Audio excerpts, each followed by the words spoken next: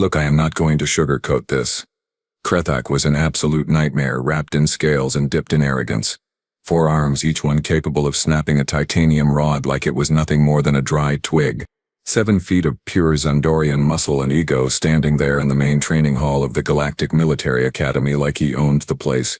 Which honestly he kind of did.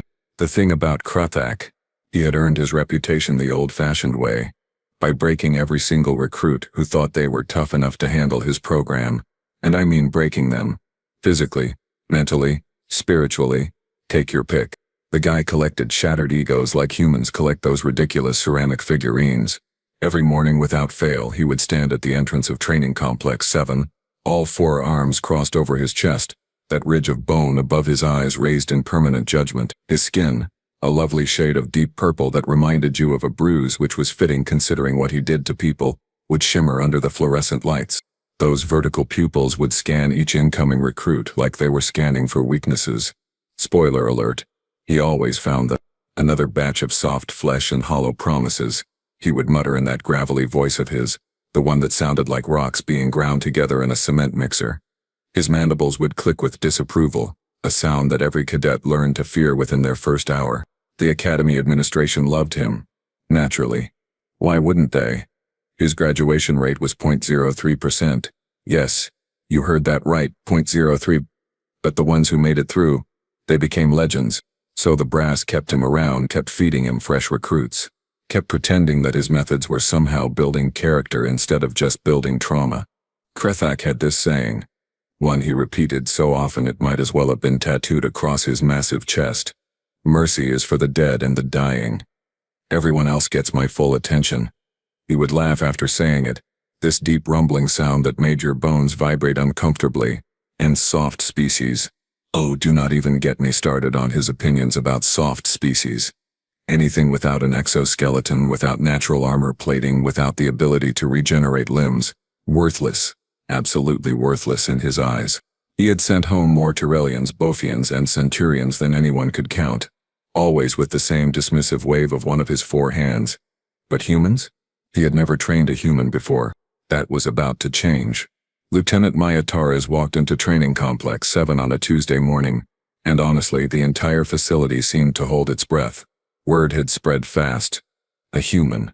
An actual human was signing up for Krethak's Advanced Combat Certification Program. Now I had seen humans before. Strange little bipedal creatures with their soft skin, their single pair of arms, and their bizarre insistence on smiling at everything. This one stood maybe 5'6", weighed probably 130 pounds soaking wet, and had her dark hair pulled back in a tight bun that looked like it was wound so tight it might snap her skull in half. Krethak took one look at her and laughed. Not a chuckle, not a snort.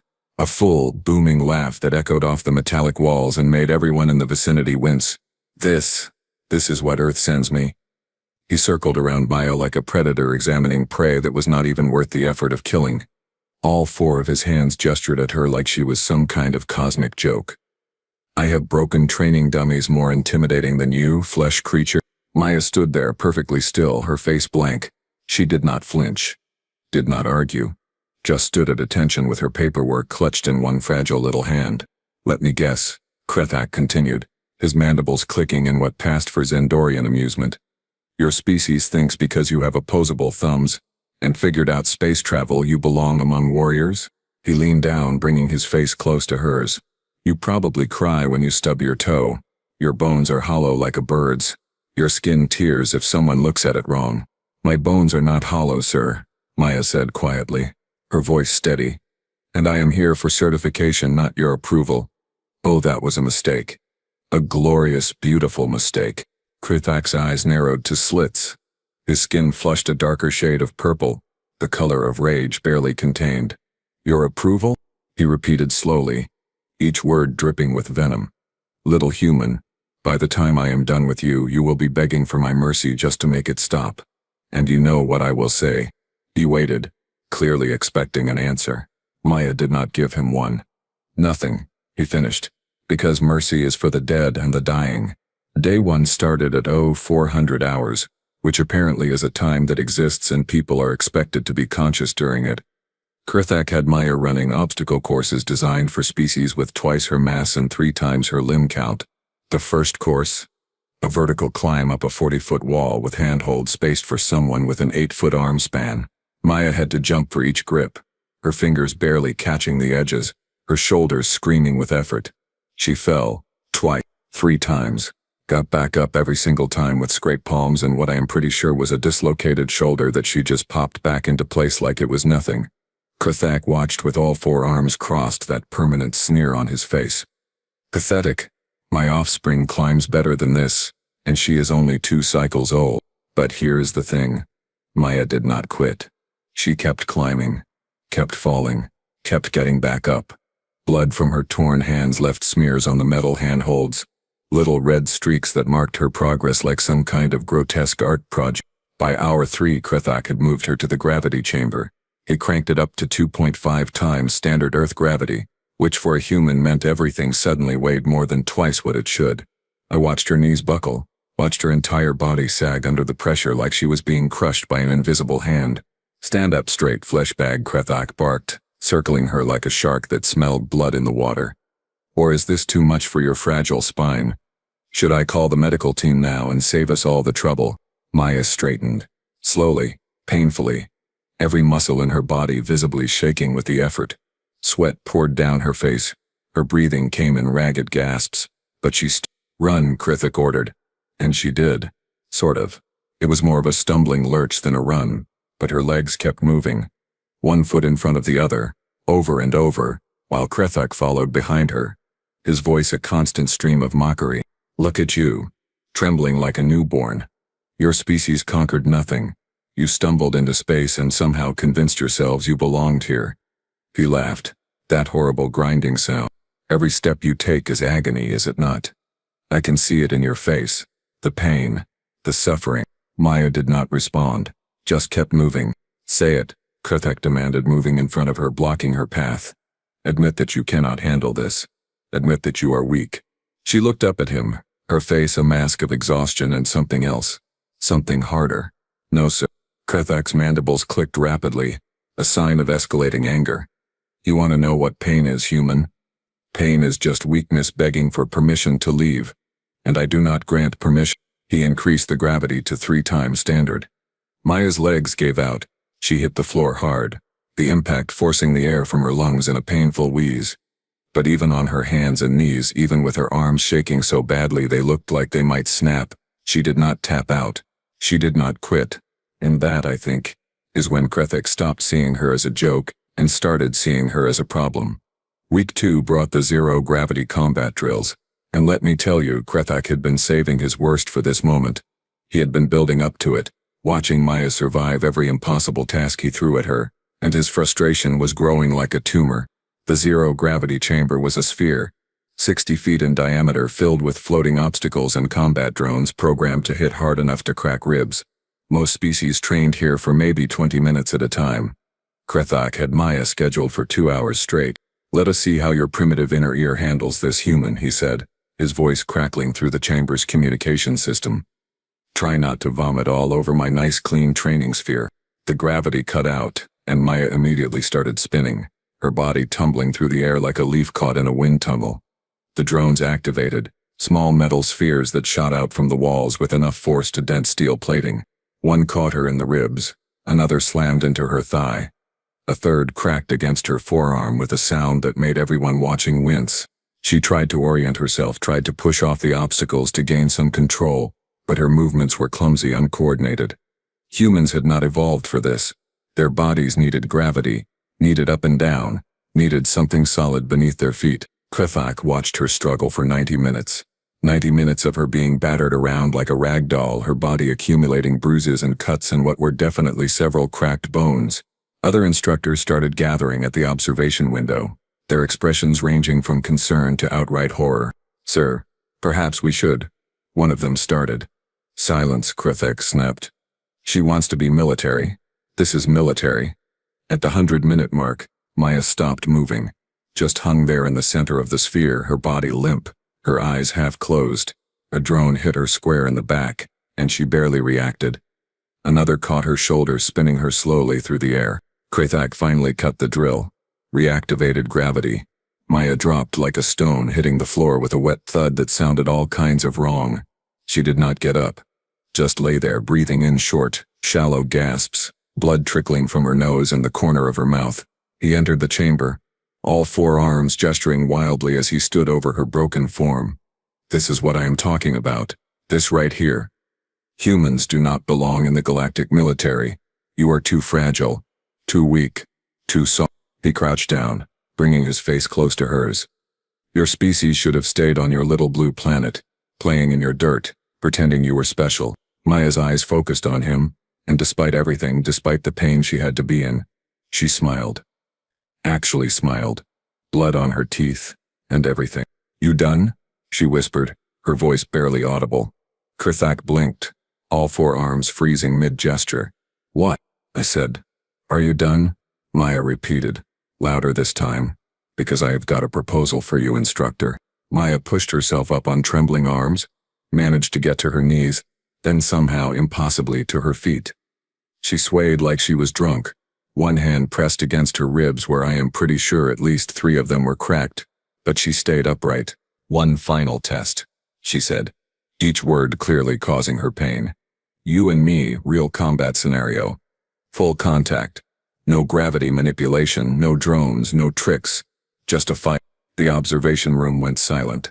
Every instructor, every cadet who had gathered to watch the human finally break, they all stared like Maya had just suggested setting the station on fire for fun. Krathak stood up slowly, his full height towering over her. Then he laughed. Oh, he laughed so hard his whole body shook. You? Fight me? Little human? I have 4 arms to your 2. I outweigh you by 200 pounds. My bones are reinforced with natural calcium carbonate plating. What exactly do you think is going to happen here? I think you are going to learn something, Maya said quietly. And when I win, you pass me. Full certification. No arguments. When you win, Krathak's laughter cut off like someone had flipped a switch. His eyes narrowed. Fine. Sure. Why not? Let us make this official. When I win, and I will win, you go back to Earth and tell your superiors that humans have no business playing soldier with the real warriors of this galaxy. Deal, Maya said, extending her small bloodied hand. Krathak looked at it like she was offering him a dead insect. Then, with one of his lower arms, he gripped her hand and shook it once. Hard enough that I heard bones grind together. Maya did not even flinch. The match was scheduled for the next day. Medical patched Maya up, sort of. Fixed the broken bones, sealed the cuts, pumped her full of whatever pain medication humans could tolerate. She showed up to the combat arena right on time, walking like every step hurt but refusing to show it on her face. Krathak entered from the opposite side, all 4 arms flexed, his purple skin gleaming under the lights. He had an audience now. Word had spread through the entire academy. The human was going to fight the infamous Krathak. This was going to be a massacre and nobody wanted to miss it. The referee, a 3-eyed Korthon with scales like bronze, stood between them. Standard combat rules. Match ends with knockout, submission, or medical intervention. Fighters ready? Maya nodded. Krathak cracked his knuckles on all 4 hands simultaneously, the sound like gunshots in the quiet arena. Fight. Krathak moved first, because of course he did. 2 of his arms shot out in a double jab that would have caved in a normal person's skull. Maya ducked, barely, the fists passing so close to her head that they ruffled her hair. His 3rd arm came around in a hook aimed at her ribs. She twisted, took the hit on her shoulder instead, and the impact sent her spinning away. The crowd roared. This was exactly what they had expected. The big, powerful Xandorian dominating the small, fragile human. Krathak pressed his advantage, moving in with a combination that was honestly beautiful to watch. Upper right cross, lower left uppercut, middle arms going for a grab. Maya backpedaled, taking glancing blows, blocking what she could, absorbing the rest. She was not fast enough to avoid him, not strong enough to stop him. Basic physics were not on her side. For 2 full minutes, it looked like a training exercise. Krathak attacking, Maya retreating, the gap between them obvious and insurmountable. Then something changed. Maya stopped retreating. She moved inside his guard, closer than anyone expected, too close for his longer arms to get proper leverage. When his upper right came down, she was not there anymore. When his lower left tried to sweep her legs, She jumped, used his own thigh as a springboard, and drove her elbow into the soft spot just below his mandible. Krethak's head snapped back. Not from pain exactly, more from surprise. Maya did not stop. She flowed around him like water, striking nerve clusters, joint weaknesses, pressure points that she should not have known existed on Zendorian anatomy. Every hit was precise, calculated, nothing wasted. Krethak swung wildly with all four arms trying to catch her, but she was reading him now, anticipating. When he committed to a strike, she was already moving to where he was not defending. She used his size against him, his reach, his confidence, a palm strike to his primary elbow joint, a knee to the cluster of nerves at his hip, a spinning kick that caught him right in the secondary spine junction. The crowd had gone quiet. This was not supposed to happen. This could not be happening. But it was. Krethak was getting angry now, and angry meant sloppy. His attacks became wilder, more aggressive, less controlled. He was trying to end this with brute force, trying to prove what everyone already knew, that he was stronger, bigger, better. Maya waited for it. That one moment when overconfidence turns into a fatal mistake. It came when Krethak lunged forward with all four arms extended, trying to grab her in a crushing bear hug that would have turned her internal organs into soup. It was a move born from frustration, from ego, from the absolute certainty that he could not lose to a human. Maya dropped low, so low her knee touched the mat, and she spun. Her legs swept out, not at his ankles like he expected, but higher, catching him right at the back of his knee joint while his weight was committed forward. His leg buckled. Physics took over. 270 pounds of Zendorian warrior suddenly had nothing beneath him but air and broken balance. He fell forward, and Maya was already moving. She rolled under him as he came down, positioned herself perfectly, and drove both her feet up in a double kick that caught him right at the base of his primary spine cluster, right where all four arms connected to his central nervous system, right where Zendorian anatomy put one of their most critical and vulnerable neural junctions. The sound was horrible. A wet cracking noise like stepping on a bag full of breadsticks. Krethak's eyes went wide, all the color draining from his purple skin until he looked almost gray. His four arms, all that magnificent strength, just went limp, useless, hanging from his shoulders like dead weight. He hit the mat face first, and his legs did not move to catch him. Did not move at all. The arena went silent. Not the excited silence of anticipation, but the shocked silence of witnessing something that could not be unwound, could not be taken back. Maya rolled away, stood up slowly, her chest heaving with exertion. She looked down at Krethak, at his body twitching weakly, at his eyes blinking rapidly in confusion and dawning horror. "Medical," someone screamed. "Get medical in here now." The response team swarmed the arena within seconds. Scanners out, emergency equipment humming. They rolled Krethak carefully onto a hovering stretcher, their faces grim, their movements practiced but urgent. I was standing close enough to hear the lead physician, a Korthan named Vex, mutter the diagnosis to his team. Primary spine cluster is shattered. Complete neural disconnect. All four upper limbs are non-responsive, lower limbs showing zero motor function. "Can you fix it?" one of the other medics asked, already knowing the answer but needing to hear it anyway. Vex was quiet for a long moment, his scanner still moving over Krethak's spine. "We can stabilize him. We can keep him alive. But repair? Zendorian spinal tissue does not regenerate. The damage is permanent." Permanent. The word hung in the air like a death sentence. Krethak, the instructor who had broken thousands of recruits, who had never shown mercy, who had built his entire identity on physical dominance and superiority, was paralyzed. 4 arms, useless. 2 legs, dead weight. All of it gone in one perfectly executed counterattack. The medical team rushed him out of the arena, leaving behind only a small smear of purple blood on the mat, and an audience too stunned to even whisper. Maya stood in the center of the arena, alone, her breathing finally starting to slow. She looked at the referee, who seemed to have forgotten he had a job to do. "I believe that counts as a knockout," she said quietly. 6 months later, Training Complex 7 looked exactly the same. Same metallic walls, same fluorescent lights, same obstacle courses designed to break bodies and spirits. But the instructor standing, hovering at the front of the tactical theory classroom, was a different creature entirely. Krethak sat in a hovering wheelchair, a sleek piece of technology that kept him suspended at standing height. His forearms hung at his sides, occasionally twitching with phantom nerve signals that went nowhere. Did nothing. His legs, those powerful limbs that had carried him through decades of combat, rested uselessly on the chair's support platform. He taught theory now. Strategy, tactics, all the things you could do from behind a desk when your body had betrayed you. When a human had betrayed you, the bitterness radiated off him like heat from a reactor core. Every lecture was delivered in a flat, monotone voice that made it clear he would rather be anywhere else, doing anything else. His students, they could feel it too, the resentment, the anger that simmered just beneath every word. Combat is not about strength, he would say, the irony completely lost on him.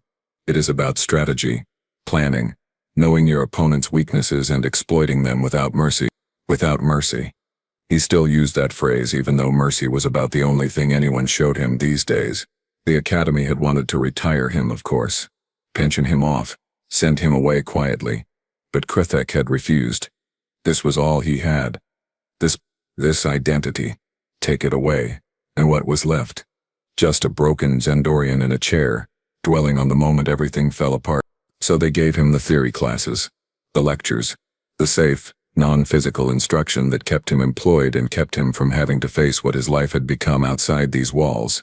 On a Thursday afternoon 6 months and 12 days after the match, the academy commandant walked into Krithek's classroom with an announcement that made every muscle in his useless body tense. "Instructor Krithek, I wanted to inform you personally," Commandant Rylak said, her 3 eyes blinking in what might have been sympathy. "We have a guest lecturer coming next week. She will be teaching a seminar on adaptive combat techniques and human military methodology." Krithek's jaw clenched. And who is this guest lecturer? But he already knew. Of course he knew. Lieutenant Maya Torres, Rylak said, watching his reaction carefully. "She has been requested by multiple departments. Her techniques have been studied extensively since her certification match. The students are very excited to learn from her. From the human who had put him in this chair. From the fragile little creature he had mocked and tortured and dismissed." "I see," Krethak said, his voice carefully neutral. "How wonderful for everyone." Rylak nodded slowly. "Her first lecture is Tuesday at 1000 hours. Main auditorium. All combat instructors are encouraged to attend." She paused. "That includes you, Krithak." "Encouraged." What a polite way of saying mandatory. After Rylak left, Krithak sat alone in his empty classroom, staring at the tactical displays on the wall. Diagrams of battle formations, strike patterns, defensive positions. All things he used to demonstrate with his body, with movement, with the physical superiority he no longer possessed. Tuesday. Maya Torres would be here Tuesday, and he would have to sit there, in his hovering chair with his useless limbs, and watch her teach his students how to fight. The universe, Krithak decided, had a truly cruel sense of humor. Tuesday arrived like an execution date. Krithak positioned his hovering chair at the very back of the main auditorium, partially hidden behind a structural support column. If he had to be here, he was going to be as invisible as possible. The auditorium was packed. Standing room only. Cadets from every species, every program, all crammed in to see the human who had done the impossible. The energy in the room was electric, excited, everything that made Krethak's skin crawl. Maya walked onto the stage, and the room erupted in applause. She was wearing a standard galactic military uniform now, lieutenant's bars polished and gleaming. She looked exactly the same as she had 6 months ago. Small, unimpressive, soft. Except now, everyone in this room knew better. "Thank you," Maya said, waiting for the applause to die down. "I am not here to talk about myself. I am here to talk about something more important. Adaptation." She pulled up a holographic display showing various species side by side. Ansendorians, Korthans, Centurions, humans. Look at this lineup. If you were designing warriors from scratch, you would pick humans last. We are slower than Centurions, weaker than Zendorians. We lack natural armor, claws, regeneration. On paper, we should not survive first contact with any serious threat. A few cadets chuckled. Maya smiled. "But here is what we have instead. We adapt." She switched the display to show human evolution, technological development, combat history.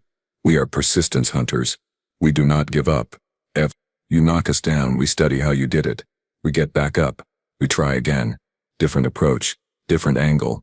We learn. Krithak felt something tighten in his chest. 4 of his arms twitched involuntarily. Every disadvantage can become an advantage if you are willing to think differently. Maya continued. I am small? Good. I fit into spaces you cannot. I am weak? Fine. I do not rely on strength. I rely on precision. You have 4 arms? Excellent. That is 4 limbs I can use against you if I know where the neural clusters connect. She demonstrated on a holographic Sandorian model, pointing out the exact spot at the base of the primary spine cluster, the spot she had hit, the spot that had ended Krithak's career. Your opponent's greatest strength is always hiding their greatest weakness, Maya said. Overconfidence in that strength, that makes them predictable, and predictable opponents lose. The students were leaning forward now, completely absorbed, taking notes, recording, hanging on every word. Combat is not about being the biggest or the strongest, Maya said, and Krithak heard his own words twisted into something new, something he had never understood. It is about being smart enough to turn what you have into what you need. Humans do not win because we are superior. We win because we refuse to fight on your terms. We make you fight on ours. She spent the next hour breaking down the fight. Every move, every decision. Why she had taken those hits early on. How she had studied Zendorian anatomy during her recovery periods. The way she had baited Krithak into overextending, into committing to moves that left him vulnerable. It was clinical, precise, brilliant. And sitting in the back of the auditorium, Krithak realized with horrible clarity what he had missed all along. He had not lost because Maya was stronger. He had lost because he had taught her exactly what kind of fighter he was. Brutal, overwhelming, predictable.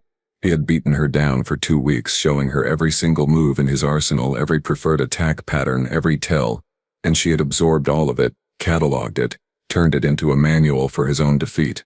She had not beaten him despite his training. She had beaten him because of it. Maya found him in his office 3 hours after the lecture ended.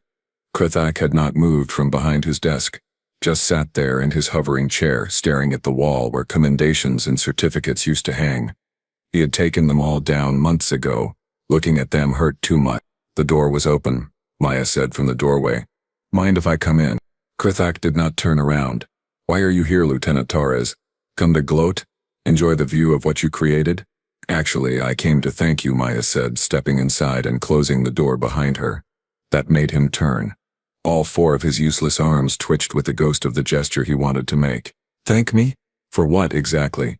Ruining my life? Ending my career? Putting me in this chair?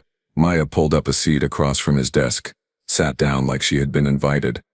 For teaching me how to win. I taught you nothing, Krithak spat, his mandibles clicking rapidly. You got lucky. One lucky move, and here we are. No, Maya said quietly, and there was steel in her voice now. Not luck. You spent 2 weeks showing me exactly what kind of fighter you were. Every weakness, every pattern, every single mistake I should never make. Krithak's eyes narrowed. I broke you, multiple times. I watched you collapse, bleed, cry from the pain. Yes, you did, Maya agreed, no shame in her admission. And every single time you broke me, I learned something. I learned that overwhelming force without strategy is just noise. I learned that humiliation as a teaching tool only works if your student gives up. I learned that pain is temporary, but knowledge lasts. Pain is just weakness begging for permission to leave, Krithak said automatically. His old mantra. Maya laughed. Actually laughed. You know what the funny thing is about that saying? You were almost right. Pain is not weakness. Pain is information. It tells you what is damaged, what needs protection, what you can still use. She leaned forward. Humans have this thing, this evolutionary quirk. We have incredibly high pain tolerance when we decide something matters enough. Our brains can literally override pain signals when survival or purpose is on the line. Impossible, Krithak muttered. Is it? Because I distinctly remember fighting you with 3 cracked ribs, a dislocated shoulder and a concussion. I remember every hit you landed in that arena, felt every single one, and I kept moving anyway. Krithak was silent for a long moment. Why? He finally asked, and his voice was smaller now, less certain. Why did you keep going? Any rational being would have quit. Should have quit. Because you told me I could not, Maya said simply. You stood there, With your forearms and your superiority and your absolute certainty that humans did not belong. And you told me I was too weak, too soft, too fragile. She smiled, and it was not a kind smile. And I decided to prove you wrong. By crippling me. By beating you, Maya corrected. The crippling was unfortunate. Truly. But you came at me with everything you had, full force. No holding back. I responded in kind. That was the deal. That was the fight you agreed to. Krethak's hands clenched or tried to. The fingers barely moved. You want to know what the worst part is? He said, his voice thick with something that might have been tears if Sandorians cried. You were right. Everything you said in that lecture. I was predictable. Overconfident. I let my ego blind me to the fact that you were studying me the entire time. Yes, Maya said. You did. I was a fool. You were a bully. Maya corrected gently. There is a difference. Fools do not know better. You knew exactly what you were doing. Krethak looked at her. Really looked at her. For the first time since she had entered. Do you have any idea what it is like? To go from what I was to this? He gestured at his chair. His body. Every morning I wake up and forget. Just for a moment. Then I try to move, and reality comes crashing back. Maya was quiet for a moment. Then she stood up, walked around the desk and did something completely unexpected. She placed her hand on one of his motionless arms. The touch was gentle, almost kind. I know you hate me, she said softly, and I understand why. But that fight, it changed both of us. You lost your body. I gained my certification and a career. Neither of us gets to go back to who we were before. She squeezed his arm once, then let go. The question is, what do we do now? 3 weeks after Maya's lecture, Krethak sat in front of his tactical theory class and did something he had never done in 30 years of teaching. He apologized. I have been thinking, he said slowly.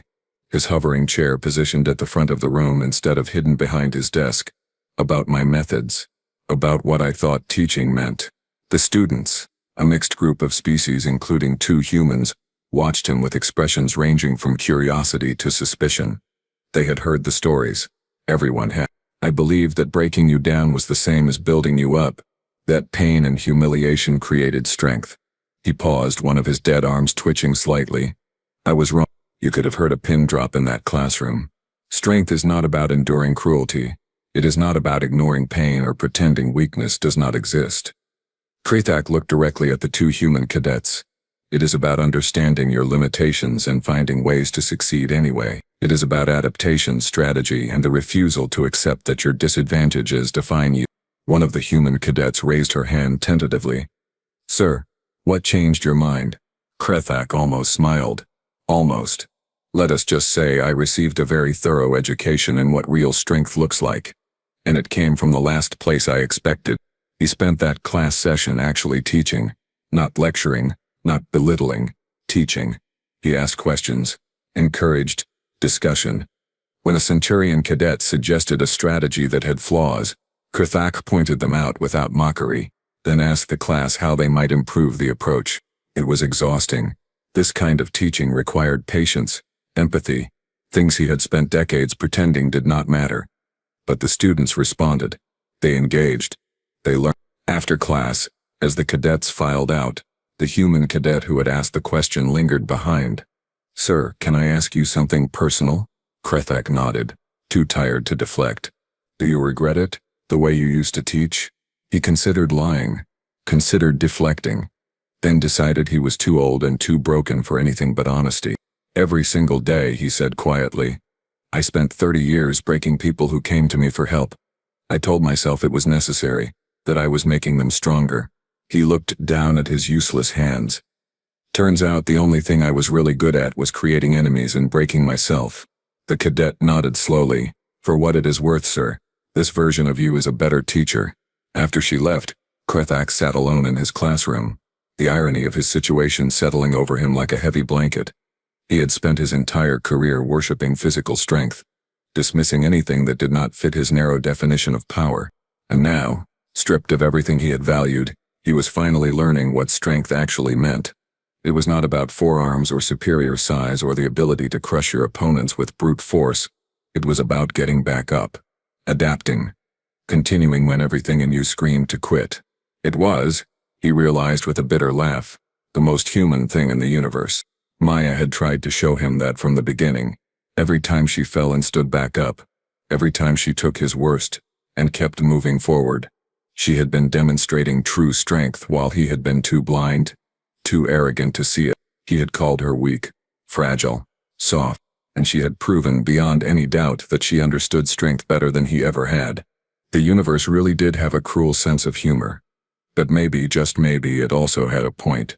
Krithak pulled up his lesson plan for the next day and started revising it. Less theory, more application, more discussion, more of the things that actually helped students learn instead of just surviving. It would not undo what he had done. It would not give him back his body or his old life. But it was a start. And starting over, he was learning, required its own kind of strength. The kind he was only now beginning to understand.